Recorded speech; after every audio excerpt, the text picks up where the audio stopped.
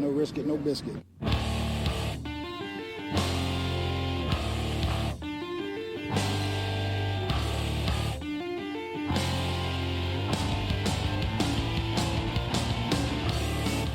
Coming from the Arizona desert, presented by SBNation.com.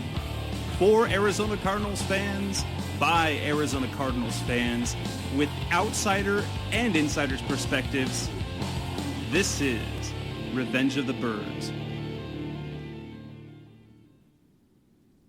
Hello, Arizona Cardinals fans. This is Revenge of the Birds Radio. I'm your host, Jess Root, and today I have Seth Cox on the line, and we're going to talk a lot about the things that have been going on with the Arizona Cardinals. Seth, how are you doing today? Good, Jess. How are you? I'm doing fantastic, although the Cardinals fans are a bit worried, hesitant, fearful. I guess not quite sure what the right word is. Let's kind of run down the last few days. It's been a series of good news, then bad news, then good news, then bad news, and then there was a roster move today. It's date back to, let's see, the other day was Friday.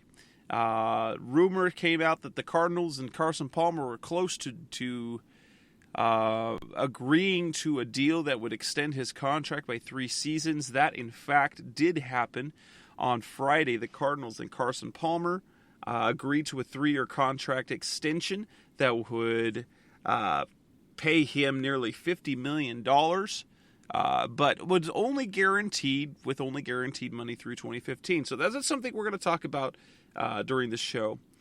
Then the Cardinals on Sunday played the St. Louis Rams, and Carson Palmer would drop back to pass in the fourth quarter, trailing 14-10.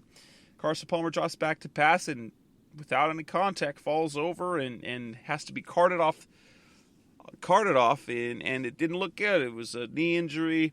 Then there was good news after that, because then after Palmer left, Drew Stanton came in, and on this drive, he threw a 48-yard touchdown bomb to John Brown to the Cardinals to take the lead. They scored 2 more times in the fourth quarter of that game to go from what was a little bit of a game in which it was a little bit scary, where they were down 14-10 in the fourth quarter, to looking like a blowout with a 31-14 victory over the Los Angeles Rams. That hasn't been that in decades. The St. Louis Rams, that is, and improved to 8-1 on the season. But then there was bad news again, as the fear was that Palmer had torn his ACL in his right knee. And then guess what? That's what was confirmed. Palmer is sent to injured reserve. The 8-1 Cardinals now have a new starting quarterback in Drew Stanton. And then they made a roster move today, bringing Ryan Lindley back to the desert, signing him from the San Diego Chargers practice squad, and bringing him back to the desert to be the third quarterback for the rest of the season. And, well, so that's what we're going to talk about, Seth. We're going to talk about that. So those of you who are listening, thank you for listening as always. Again, this is Revenge of the Birds Radio. I'm your host, Jess Root. That's Seth Cox. And this show is brought to you by Audible.com, the internet's leading source of audio content, whether it be audiobook, podcast, you name it. And as always, if you go to audibletrial.com/Revenge of the Birds, you can get yourself a free trial and a free audiobook download. Again, that's audibletrial.com/Revenge of the Birds. And you can find yourself the service, test it out. I personally recommend it. It is a great service. If you like reading, you like listening, you like audiobooks, which I've become a fan of over the last several months, I highly recommend it. So, Seth, what was let's talk a little bit about, I guess the biggest thing was to talk about the contract. When you got word of the contract, what were your thoughts? And what went through your mind through this whole weekend between going from contract to game that was actually a little bit dicey for a bit to the injury to the win. What was kind of the range of emotions that you had as a fan? You look at the contract extension on Thursday, Friday, whenever it happened. And I think I texted you this, and I'm fine with the contract extension in theory and all of that stuff because it's kind of just one of those things you have to do. You look at the just level of garbage, I guess you could say, that will be free agents next year, and it ends up being, you have to do something. And what you end up doing is you sign Carson Palmer to, basically a 1-year, $20.5 million deal. And then from there, it's basically kind of like his contract was now, just basically 3 1-year deals where whenever the Cardinals decided he was done, not they were done, but he was done, he was going to be gone. And I text you, and I text a couple other people when they signed. I said, the deal doesn't bother me. I understand it and all that stuff.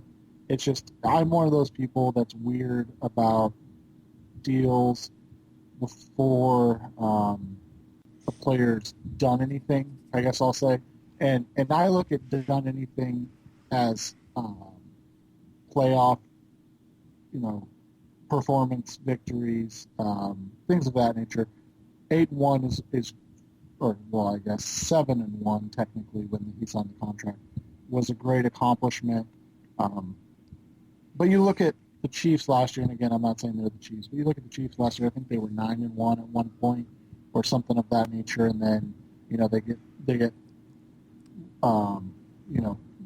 bounced in the first round of the playoffs, and it just makes it makes me hesitant. But you look at what the Chiefs did, you look at what the Bengals did, even the 49ers to an extent, and you're paying quarterbacks a lot of money. $20.5 million is a lot of money. I know it's kind of going to be a little less than that, I think, but what he's getting is a lot of money for a guy his age, and that's got a pretty big injury history. And then Sunday was just, it's kind of that bad confirmational bias type thing where it's like, well, this is another reason, and you don't even joke about it or say it, or honestly try to think about it, like, oh, what happens if this guy has an injury and you just gave him $20.5 million guaranteed dollars? You don't think about that, but it is one of those things, and it's one of my hang-ups. It's not, I understand why it happens, because you want to be able to spread monies over multiple years. 4 years is definitely better than 3 years, especially when you're talking about current year and you can tack on money to the current year. But it's just a small pet peeve of mine where you extend people in the middle of the season before they can really, where things can go awry at any time. But it's one of the necessary evils that I understand, and and obviously hindsight's 2020, and now you sit and wonder. I don't believe the report that came out today by Jason Cole. Maybe I'm getting the name wrong.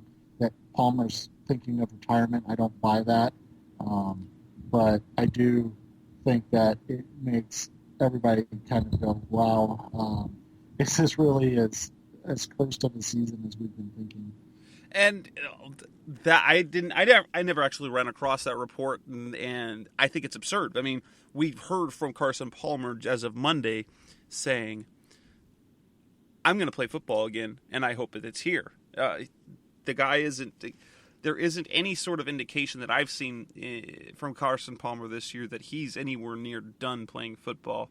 This is a guy who loves playing football. It's been really interesting to see over the 2 years that he's been here, kind of the preconceived notions that people had, that at least because of the national perception of his reputation. It's completely been changed. You see a guy who doesn't get too excited, but you see he talks about getting excited about practicing and doing training camp, and part of that's because of quarterback position he doesn't get hit, but that he loves to practice. He loves every part of the game. He gets really excited about things. You see him get animated, and he's a guy. It's completely. I mean, unless he had a change of heart over the last 48 hours, the last 24 hours, I'm going to call the consider retirement is his hogwash. Is just ridiculous. I, for one, loved the deal. Mainly because of the message that it sends not only to the fans, but to the players. One, we're going to take care of guys that we want to keep around. Carson Palmer is the unquestioned leader on that team. And I think back I look back to the 2008 season and the magical run that the Cardinals had to the Super Bowl. Kurt Warner hit free agency, which was something ridiculous. He hit free agency. And before the Cardinals re-signed him, it took him actually taking a plane ride, and it took the 49ers wooing him to kind of, and I get Rod Graves is very big about letting the market set, letting you find what your value is. But with the quarterback position, especially as important a player as Kurt Warner was, it seemed very interesting to go about it that way. In terms of the money, Carson Palmer was going to get that money probably more somewhere else had the Cardinals not done that. Now, for all reports, is that Palmer was very reasonable throughout the entire process. You'll notice it's not like he took a discount, but he didn't push the envelope for more guaranteed money or over a longer period of time. That he was more than willing to go with, okay, you're going to pay me up front a good amount that he's worth. Then after that, it's, year to year. It's very fair. And especially since the Cardinals have this championship window, we'll discuss that in a bit, but the notion that the Cardinals have a championship window, you can't just leave your quarterback situation hanging. Do you think that the money was too much?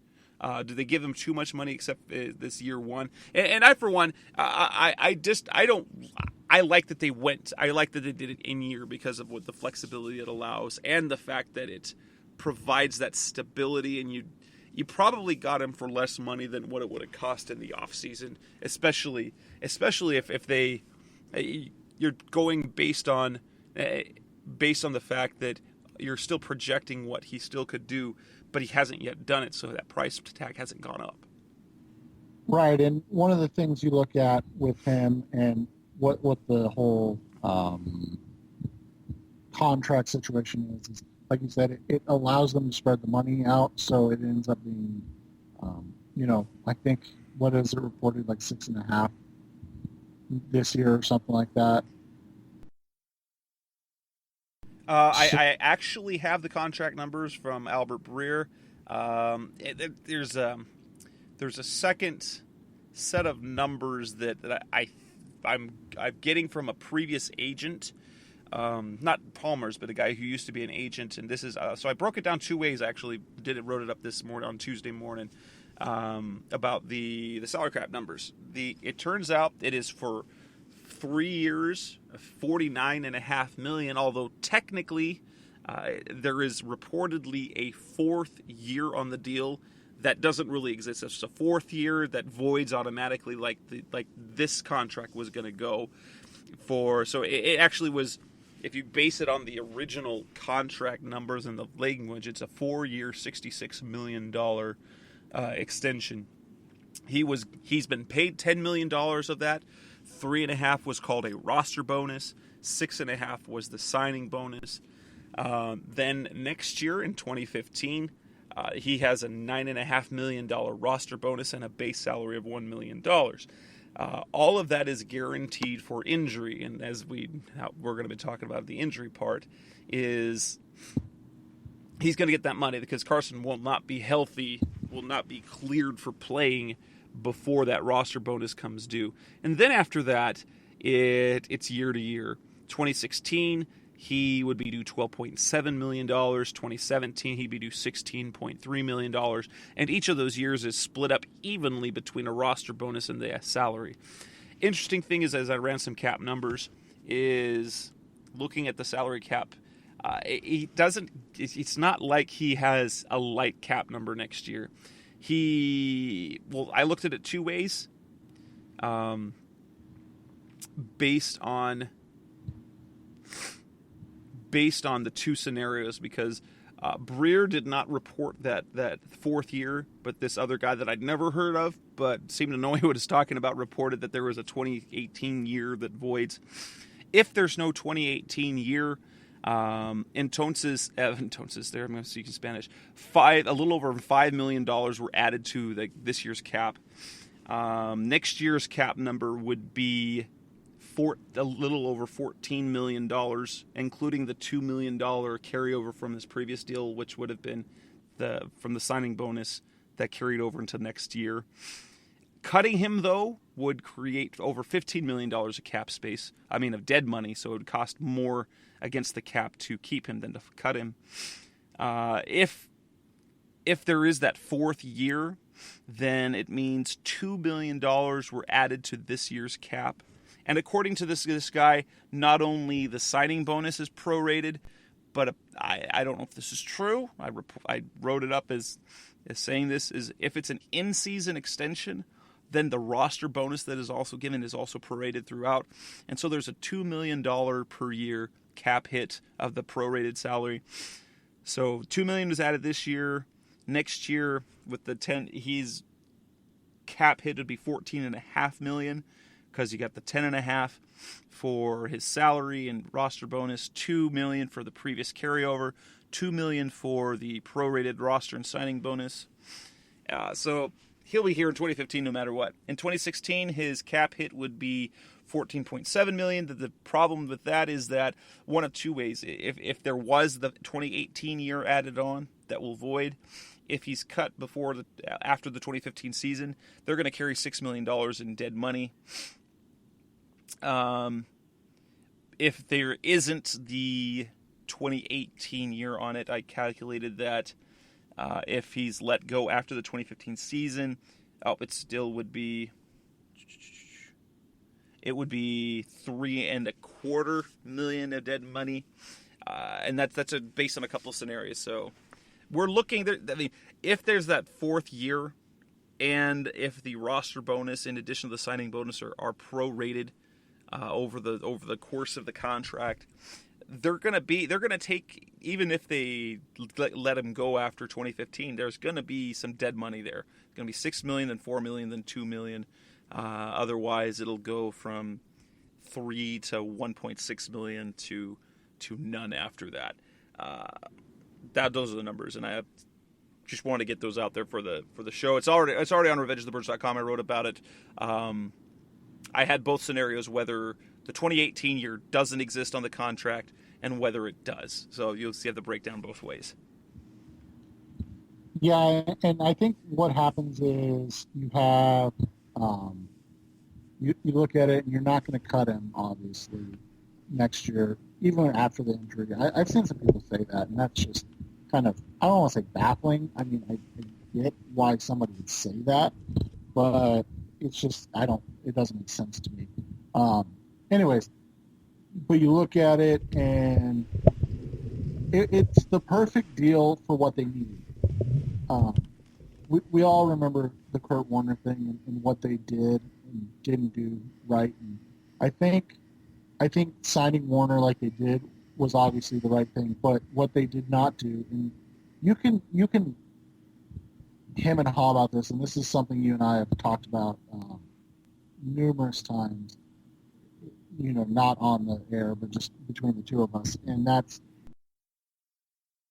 how the Cardinals are preparing for life after Warner. And that's been my one kind of, I don't want to say complaint, but one worry about having this faith, giving him this contract. all of these things is you have a guy that's been injured, I want to say 5 times with 5 different injuries in his career. This is the either the 5th time or the 6th time, and obviously this is the same injury as the first main one. But so who's going to be on the wrong side of 35 in 2015, and you're extending him.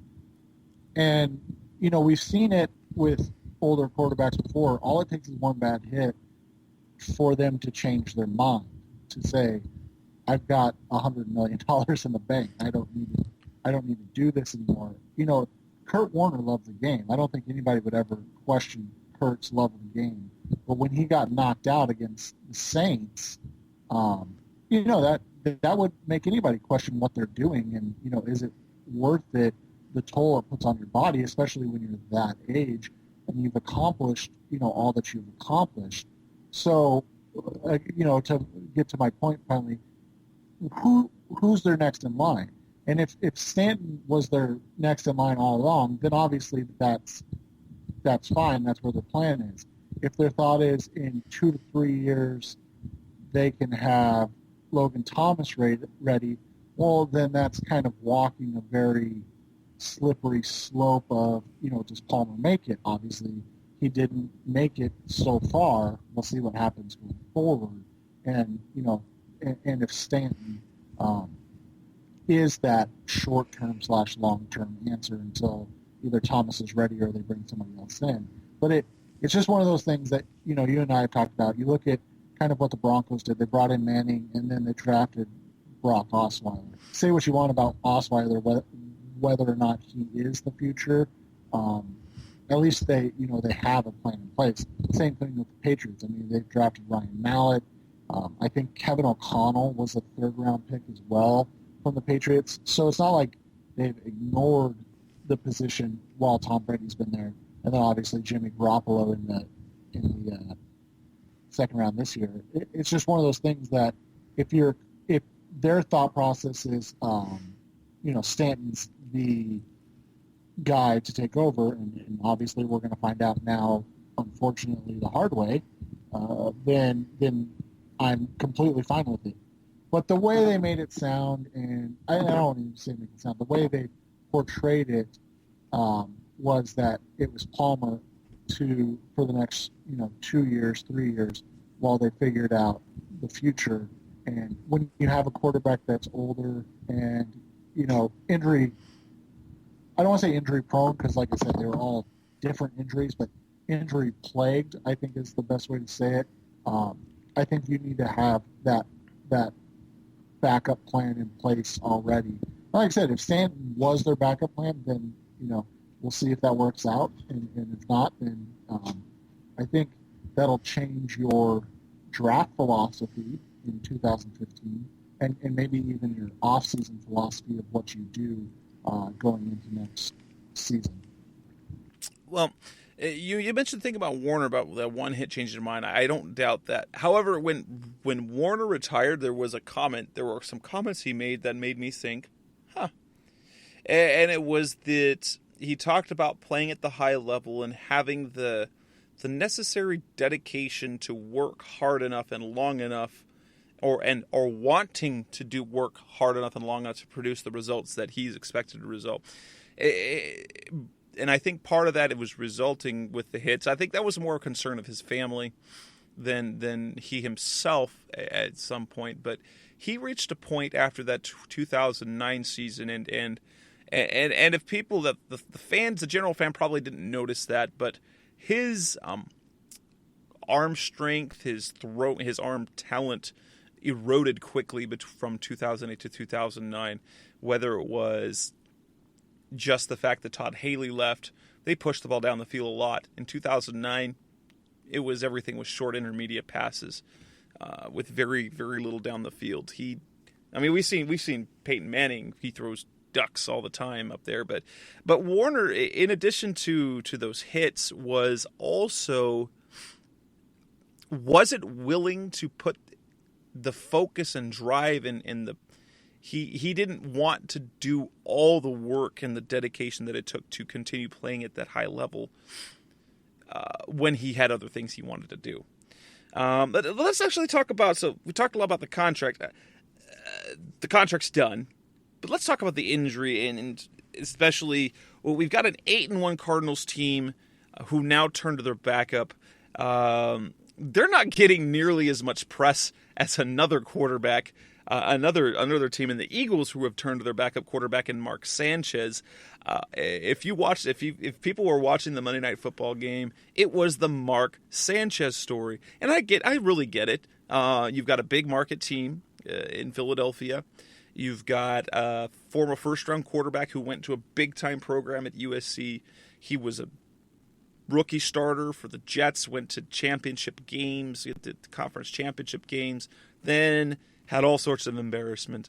But it was so much talk about Mark Sanchez. And he is a little bit of a known commodity, but there's been talk about, Stanton taking over. But it wasn't this, Stanton's big chance. Just nothing. What of it? What does this Carson Palmer injury do in the short term? Obviously, we had reached a point as Cardinals fans, and I guess within the organization, within the media, I think we were on board to say, hey, this team actually does have a championship window. They might be able to do it. What does that do immediately when you take Carson Palmer out the picture and you enter in and you add Drew Stanton? For me, it doesn't do a whole lot. You look at how the Cardinals have been winning, even going back to last year, and I'm not sure how many times you'll look at. I'm going kind of over the numbers now. How many times you look at everything and be like, oh yeah, they won this game because of Carson Palmer's performance. I think this year we've seen Palmer and something I'm working on tonight or either tomorrow or Thursday. We've seen Palmer's numbers improve, and I think that's created the illusion that he's playing or that they're putting the ball in Palmer's hand and having him make all the plays, but in reality, he's not throwing the ball as much, and he's taking care of the ball more. He's not taking the same type of shots he was in the early part of 2013, which obviously ended up being an issue with turnovers and the like. So I think as long as Stanton keeps the ball in the Cardinals' hands and they do a good job of not leaning too much on the pass, they really try to work on the run game. I know the run game is terrible against the Rams, but they need to try to do more. I think they'll be fine. It's when if you try to go 49 passes from Stanton, or I'm kind of looking at the numbers in the Cardinals' losses. You had 49 against the 49ers in the last year, 41 in the loss against the Eagles, 42 again in the win against Jacksonville, and I think that was the biggest number he had in any win that season. I think if you keep it in that 32, maybe 35 range, and you're running the ball more, you can get a similar result, or you will get similar results, in my opinion, to what Palmer was doing, as opposed to coming out here and I think the doom and gloom that everybody seems to be having. Not Cardinals fans, obviously, but pundits and things like that. And the way we kind of see two things. Is there undoubtedly a drop off? Yeah, there's definitely a drop off from Carson Palmer to Drew Stanton. The arm talent is different. The quarterbacking skills, the nuances that Palmer is able to do. Carson Palmer is a very good quarterback, and the numbers show it ever since he sort of clicked in the system. 7 games into the season last year. Ever since, he's putting up as good a set of quarterback numbers as you see throughout the entire league. Stanton's not the same player. However, the Cardinals have set themselves up as a team. You notice that you pointed it out. They've set themselves up as a team that they've built the team so it doesn't have to be the quarterback that wins the games for them to be competitive. They've got a defense that doesn't give up points. I mean, they just don't give up points. They give up yards, but then they take the ball away. They don't give up yards in the run. And so they create they create offense. They force offenses to be one-dimensional. And then you have a big play capability on offense. But you don't have to have Carson Palmer throwing for 350 and 400 yards a game to accomplish that. When Stanton was starting earlier, I compared him a lot to the 2012 Kevin Kolb. If Stanton is healthy and can complete, 55% of his passes, throw more touchdowns than interceptions, they're going to be in the mix. Now, what happens in the playoffs if everything plays out and they can still lock up that number 1 seed, they'll never have to leave University of Phoenix Stadium. That's when you start perhaps facing the more elite quarterbacks. And granted, I'm going to say, they faced Eli Manning, he didn't kill him. Faced Phillip Rivers, he's had a fantastic year. Couldn't beat him. It was only Peyton Manning that really was able to exploit over the entire game, is really able to exploit some of the defensive things, because even Nick Foles threw for a lot of yards, didn't beat him. Kirk Cousins threw for a lot didn't beat him. And so, can the Cardinals do it with Stanton? I look at Kevin Kolb at healthy. They were winning games. If he can stay healthy, I really like their chances. I look back Arizona Sports had a great article that kind of featured all the 9 backup quarterbacks that took their teams and won Super Bowls. I don't go back to nearly all of them. I do remember Jeff Hostetler with the Giants, and that's kind of the one that I look at. I kind of look at the Jeff Hostetler situation. It was later in the season, and they had a little bit different team, but it wasn't a team that was built on Phil Simms chucking the rock for, it was a different era, but they had Otis Anderson, they had some playmakers at receiver, they had a solid defense, and Lawrence Taylor there as well. The Cardinals have Calais Campbell, they got Patrick Peterson, and Tony Cromartie, they've got playmakers on defense. They don't need Drew Stanton to be Tom Brady or Peyton Manning. They don't even need him to be Carson Palmer to win games. They do need him to step up and make plays when it counts, but if with all the Cardinals have gone through this year, why not? Can Drew Stanton do it? Why not? Everyone else has stepped up at every other position, and at this point, it's hard to not believe in the Cardinals. Yeah, and I think that's fair, and that's something that you and I have talked about. And, I might be more, I guess, pro Stanton, or I don't want to say anti-Warner, but I think more along the lines that I have faith in Stanton and his ability to do what Bruce Arians wants, and that creates, that creates a comfort level for Arians. And I don't think what you're going to see with Stanton is Arians chucking the ball around the field and, asking him to do a ton of different stuff. What you're going to see is an absurd amount of balls thrown into that deeper range, into the 10-plus yard range. You're going to see a lot of balls thrown down the middle because Stanton's a much better passer down the middle of the field as opposed to the outside the hashes. even that John Brown touchdown that he threw on Sunday, that's technically a middle of the field type throw, even though I think it ended up a little outside the hashes. It wasn't like he was asked to throw it to the sidelines. That's still something he's throwing down the middle of the field. And that's where he has his most success. And I think that's where the one, I don't want to say minute because it's a major difference, but I think that's where the one difference and one thing that they're going to have to do and figure out is how can they get Stanton to get the ball outside the hashes with some accuracy and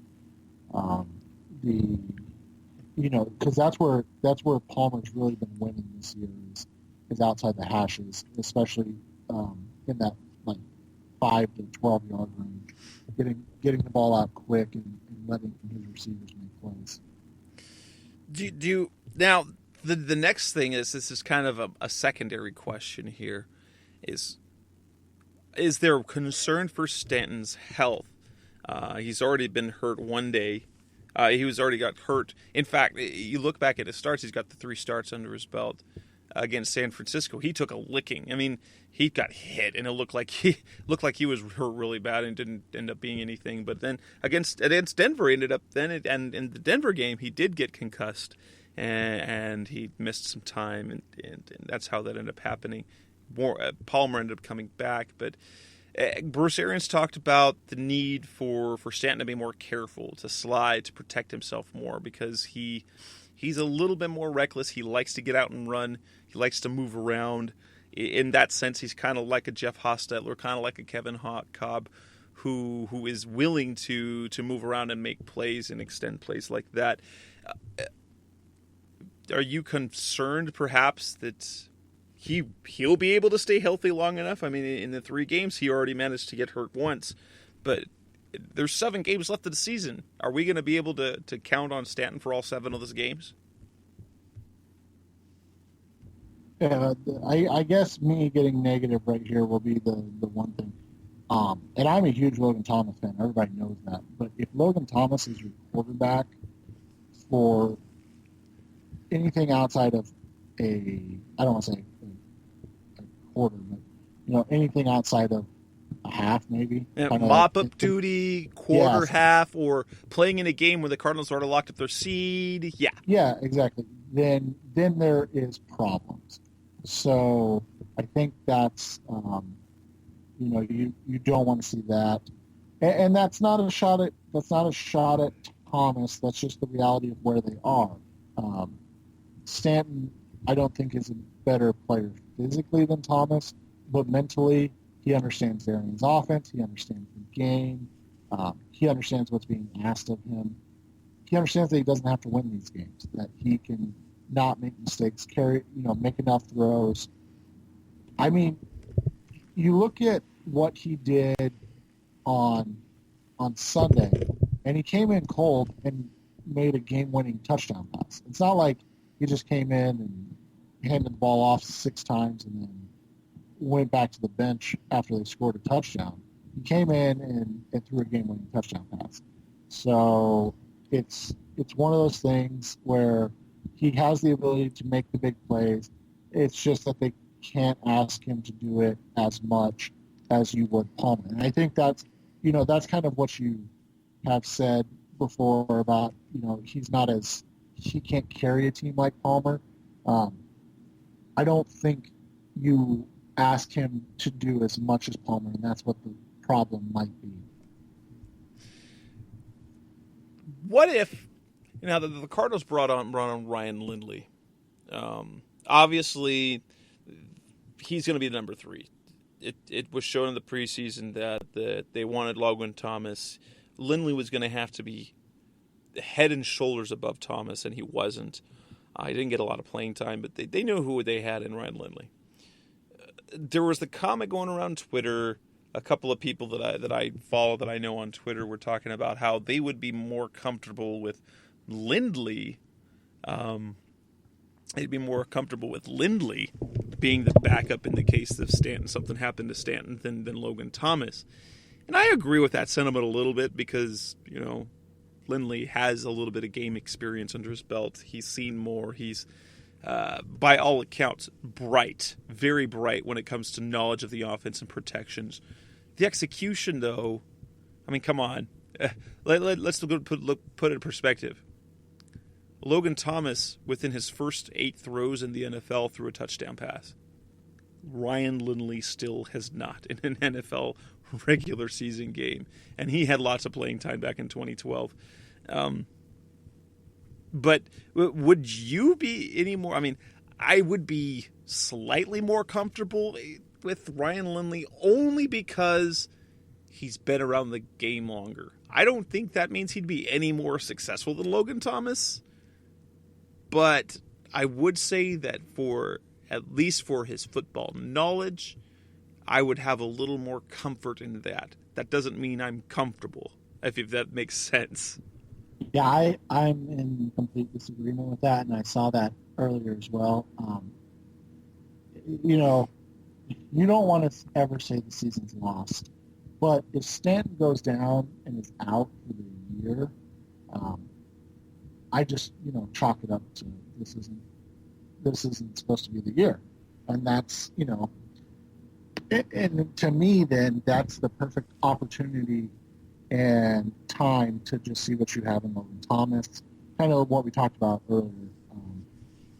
Just figure out if he's going to be a guy that you can count on. If not, then you have to reevaluate your situation, because then into 2015, and I don't think we're getting ahead if we just mention this, but if you go into 2015 and you lost Palmer for the year and Stanton goes down for the year, you probably need to figure out what your situation is going into 2015, because you're talking about a guy that's coming off tearing the same ACL twice, in Stanton, who's literally never been able to stay healthy in his entire career.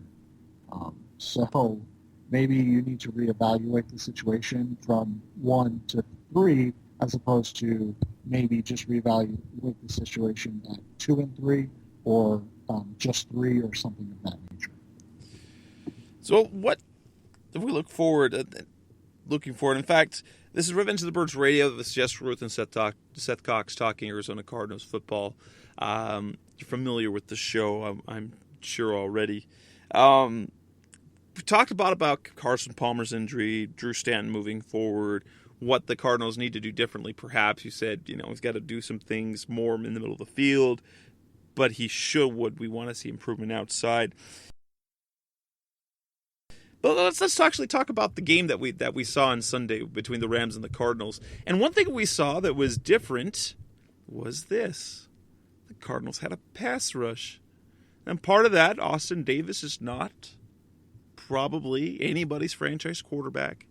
And he does struggle with the blitz. But after only 8 sacks in the first 8 games of the season, the Cardinals exploded for 6 sacks on Sunday. Calais Campbell had a pair. We saw Marcus Bernard get one, Alex Okafor get one, Deion Buchanan got one, and then rookie Kareem Martin got himself a sack fumble that Antonio Cromartie picked up and ran in for the score. So let's talk pass rush. Let's talk about the play of Patrick Peterson. What was the best part? What did you like from what you saw out of the Cardinals defense on Sunday? I think you liked what they were able to do up front.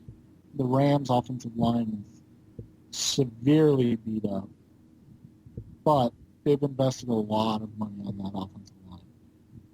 So even without Jake Long and I forget who else they were missing. I think it was Joe Barksdale, their right tackle, and I get that. But the Cardinals, in turn, are missing their starting left defensive end and their starting outside linebacker.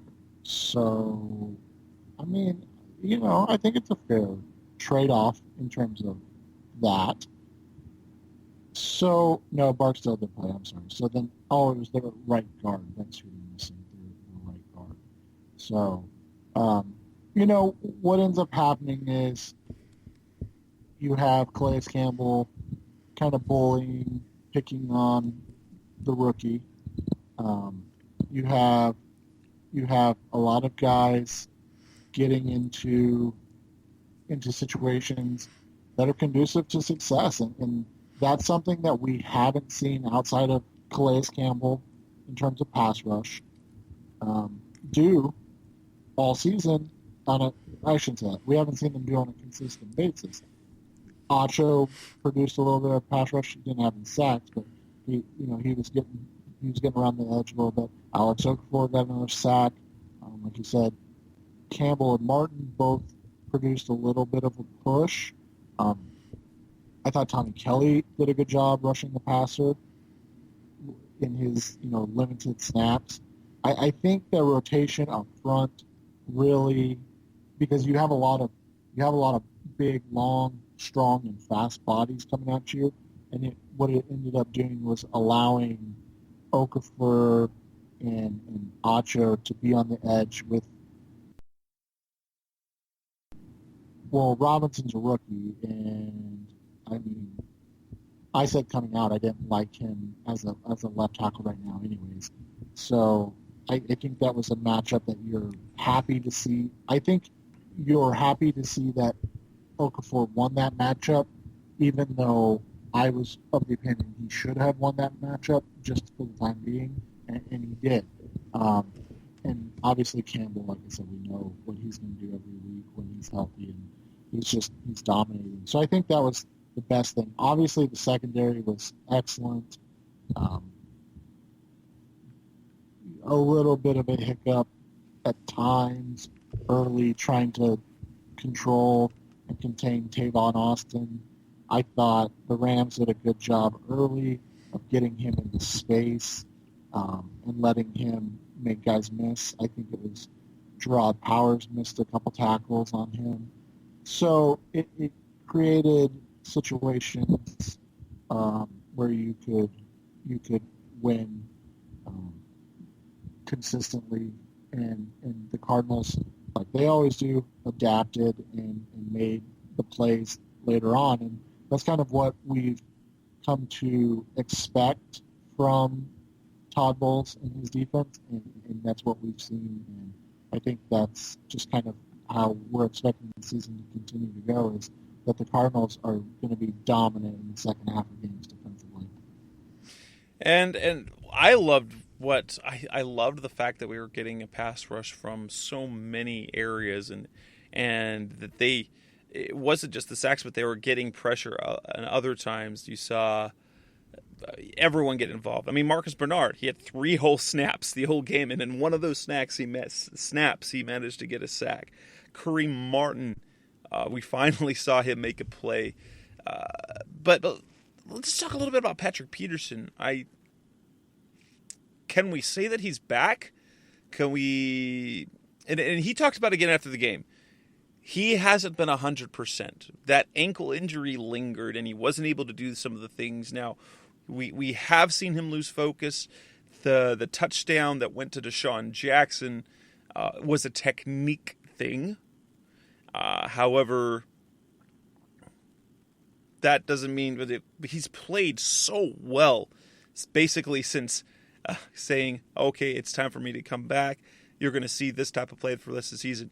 And that interception that Peters hadn't had where he tipped the ball to himself was something that was out of this world, amazing to see, that only a Patrick Peterson could have done. I think we're seeing, and we're going to, because Antonio Cromartie, we're going to see that pass defense shore up a bit, because Peterson's healthy, he's focused, and he's looking like the shutdown corner that he's always said he is, that we've seen him be able to. Do you think we can count on that? I do, and I think if it was a injury that has plagued him, then I think we might be over the hump, and if we're over the hump, then, I think you can expect it. If it's mental lapses, then I don't think we're ever, at least this year, going to be able to say, oh yeah, he's going to lock down the field. That's the hard part is, you and I have talked about it numerous times. Is it mental lapses, or is it just a physical thing? And right now, I think he deserves the benefit of the doubt that it was more physical leading to the mental as opposed to mental leading to the physical. And so I think with that theory in mind, yes, he's going to kind of lock it down. And we're going well. The perfect example is what we're going to see this week. He's going to be facing Calvin Johnson. He's got some games coming up with some big time receivers. I mean, he's got Calvin Johnson coming up later this season. They've got Julio Jones, Roddy White. They've got Atlanta. They've got Kansas City. Now Kansas City just they don't use their receivers too much. It doesn't seem. He's got Crabtree coming later this year. So there's some matchups there, and we're going to get to see that. But this just continues to lead me to believe that, even with Palmer out, there's still some of the best of the Cardinals that we haven't seen yet. We haven't seen the best of the Cardinals defensively, and they've been pretty damn good. They've shut down the run. They got to the pass. They got to the passer. Before they were they were making him leave his spot. They're getting him off the spot, but they actually got sacks. Granted, that was Austin Davis, so I'll temper that excitement a little bit. But now you're going to add to that. Tyrann Mathieu is basically back to himself. Patrick Peterson is healthy and dynamic. Antonio Cromartie has been nothing short of amazing this year. Outside of the Denver game, he's been nothing short of great. And then on top of that, I mean, you've got the rookie Buchanan, who's playing better and better every week. It's just a really exciting time to be an Arizona Cardinals fan, it seems, defensively as well as offensively. Yeah, and I think, like you said, you temper your excitement of the pass rush with the caveat of Austin Davis and that Rams young, kind of trying to figure things out offensive line. But you can only play who's in front of you, and if you're playing a bad unit, you should make them look bad. Exactly, and they did that. So I think that's more important than, looking at it and going, oh well, we'll see what happens next game. If as long as they're beating the groups they're supposed to beat when they have that opportunity, that's what matters. We know that they're going to do a great job against the run. So we don't expect anybody to run on them, especially when you shut down Dallas's run game. There really should be no the expectation should be there that nobody can run on you. Now you're shifting that over and you want to see consistency. Obviously, you're not thinking 6 sacks a game, but even half that, 3 sacks a game, I think that's fair to expect. I think you can say expect. I think that's fair to expect from this team with the talent they have on the back end. And let's look at the Lions game coming up. Obviously, we thought that Dallas game was important, and yes, it was because it was on the road. But then they ended up facing Brandon Weeden. They were without their entire. They didn't have their starting offensive line. But let's look at the Lions. Now, the Lions, interestingly enough, might be down a couple of offensive linemen, and they will be without Watford. I asked a couple Lions guys today, so he'll be out. So Warford is definitely going to not play. Warford, thank you. Yes. That's a big loss. That is a big loss for them. Yeah. But they're going to face a team that's very, very physical. What we've seen is that the Cardinals have dominated the defense. I mean, they've been able to dominate the line of scrimmage on the defensive side of the ball pretty much all year. They have not dominated on the offensive side of the ball, and they're going to be facing a defensive line, a defensive front that has been every bit, if not more, dominating than the Cardinals' front seven. This is a huge game, and thank goodness that it's at home, because they play so much better at home than they do on the road. And that's going to be... This has got to be the game of the year for the Cardinals, I think. I mean, we had a game of the year already. It was the San Francisco game, because were they able to beat a team that they needed to beat in the division that was down players, and they did it. So that was a game of the year for them. Then they move up, they go on, and they win again in Dallas, another game of the year. And these games keep getting bigger and bigger. I don't know if they'll be any bigger than this weekend. Perhaps that Sunday night game against Seattle at home in Week 16. But I don't know. I don't know if it's going to be any bigger than this game. And the matchup, that's a really tough matchup. Yeah, and people are lamenting what happened to Warner and the continued stubbornness of Arians to not play Cooper. Well, you're going to face the best interior defensive lineman in the NFL this week, so you better buckle up your chin strap, because Ted Larson and Paul Faneca, and even Lyle Sinline, who hasn't been great this year, they're going to have their work cut out for them. I mean, it's coming, and I'm tweeting out some of the numbers now, and just looking at it, they drop back with Palmer, about 40 times a game. With Stanton, they drop back about 32 times a game. That's 8 more plays that you're going to be expecting your offensive line to do a good job of creating space for your running back, who hasn't been good this year. He's been very average. I mean, he's had excellent games, but overall he's been mostly average. And I think a lot of that is because of the offensive line. So now you're going to ask them to go up against probably the best defensive line in football, at least playing the best. So, the Cardinals, who don't run the ball well, are going against a team that doesn't allow teams to run the ball. That's going to be interesting. And then to see the backup quarterback. So, yeah, and I think that's kind of what my thought is the Cardinals don't run the ball a ton anyways, but they run the ball more with Stanton in there than Palmer. So all of a sudden now you're expecting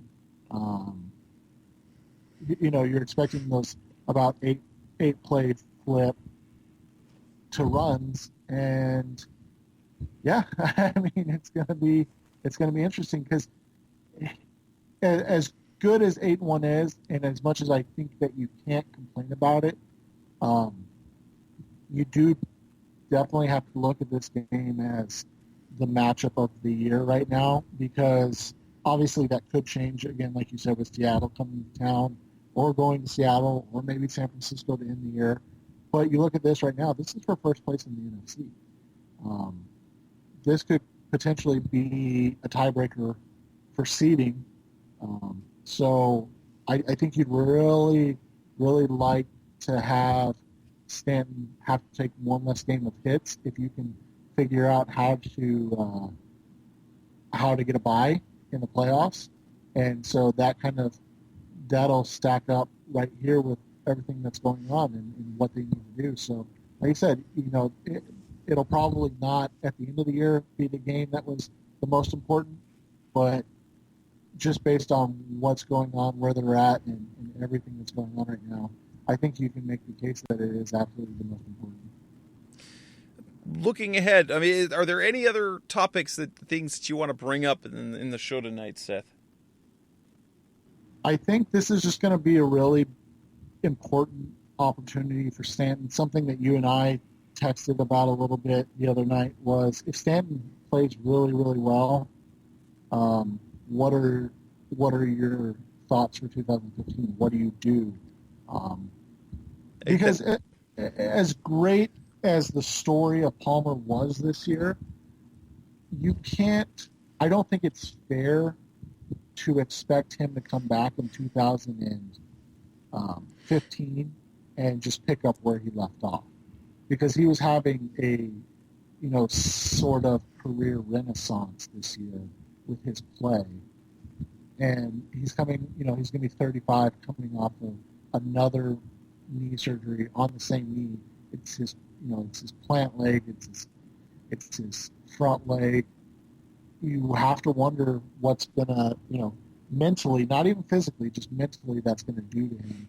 And if Stanton plays well, is it time to say, okay, well, maybe we need to re-up Stanton and kind of have a open competition type of thing coming into 2015? And I still think Palmer's your QB1 in theory coming into next year, but if Stanton does everything that we think he could do, and he leads this team to a top 2 seed and maybe an NFC Championship game appearance, I think that warrants the same type of respect that you're giving to Palmer in terms of contract security. Now, on the flip side, if Stanton says, I want to start, look at what I just did, and you want to see if you can maybe go get a second-round pick for him, then by all means, same type, I think that's fair game as well. But I think Stanton playing well creates a good problem to have. Stanton not playing well creates a problem that nobody even wants to discuss. Well, that's actually something I forgot to bring up earlier in the show is the scenarios. What if Stanton does the Hostetler thing, or at minimum, Stanton does well enough, plays well enough that they not only get into the postseason, which they should. At 8-1, it's never been done where they didn't make the postseason, but he gets into the playoffs, or they have a bye. They make it to the NFC Championship game. Maybe they make the Super Bowl, maybe they're not. Maybe they win the Super Bowl. But he plays well enough to think, hey, we could do this with Stanton. Then it puts him in an interesting situation because he's under contract only one more year. Does he sit back at that number 2 spot again and let Palmer come back, assuming that he's going to be healthy, much like Jeff Hostetler did? Or is it going to be a case where he's going to want to play, or the Cardinals say, oh, now it's time to sell high. They trade him. They cut him. They especially will say they draft the guy that they want. Say someone that they really love falls to the end of the first round. I think at that point, I mean, there's lots of scenarios to play around with, all of which are actually not. I mean, if Stanton plays well, there's no bad scenario. If he does, if say the Cardinals somehow do win the Super Bowl, Carson Palmer comes back, I still think this is his team. I think Stanton knows that well enough because the team is still very much behind Palmer as the leader of the team. Stanton could develop some of that, but compare that to the Arizona State situation. You're one to say that Mike Bercovici is probably better for the team when it comes to quarterback talent. Taylor Kelly is still the captain, the guy that the team rallies around. Bercovici is not far behind, but that's why you need to put Kelly back in, because the team still views him as the number 1 in that sort of situation. So Palmer comes back now, unless he suddenly is terrible, or he reverts to first half of last season, then you can turn to Stanton. But I think it would allow Stanton to be in a position to be, well, hey, he's still in a great position here in Arizona. You have an old quarterback who might get hurt. You've already won a ring, so you know that your value is not going to be any higher. And you're under contract for more year, and then you're going to be able to get yourself a starting job, whether it's still in Arizona or it's elsewhere. If Stanton is bad, well, we'll talk about that later. I don't want to think that, because I don't want to spoil the sort of season this has been, because this has been some sort of a season for Phoenix football fans, between the Arizona State story, the Cardinals, the 2 8-1 teams. It's like the universe is upside down right now, and I don't want it to change. I don't want that to change at all. Well, and to quell any fan concern, and maybe that's wrong, I don't know. Who knows coming from me. I look at this team and I just look at it and say, this team is not reliant on the quarterback to win games. I'm just, like I said, I was going through Palmer's numbers, and I mean, I would look at Palmer's best games kind of coincided with when the Cardinals' defense was dominating games. So do I look at it and say, well, then, Palmer's gone. They're going to put all this on Stanton. He's never done it before. Probably not. And I think that's okay. I mean, you look at the Dallas game. That was probably that game. Yeah, I think that game was probably his best game of the season, and the defense turned that around, getting him a short field, letting him, getting him back into position to get back on the field, creating turnovers. You look at the Philly game, same type of thing. Their offense was stagnant for a long period of time, but when Philly had a short field, they still couldn't convert. Intercepting Foles, causing turnovers. All you need to do, from Drew Stanton's point of view, is not screw things up, and I think that is being overlooked in the whole scheme of things. That Arians hasn't asked him to do anything that he's not comfortable or able to. So now, why would he start doing that now? And you know what? Maybe he does, and I'm wrong for thinking that he's going to continue to use Stanton the way he had before. But I think it's a comfort to know that he's had success already. They've won big games already with Stanton, and they don't have to be this team that throws the ball 40 times a game to win. And maybe that'll put more focus on the running game. Well, Arizona Cardinals fans, we've reached the end of another episode of Revenge of the Birds Radio. We will have, I've already lined up a show with Sean Ewell from Pride of Detroit, Arizona, the SB Nation Detroit Lions blog. Sean Ewell will be joining me on the show later this week. I will have that posted up later. Seth, is there anything else that you'd like to talk about before we close the show? No, I think it's just going to be an exciting week.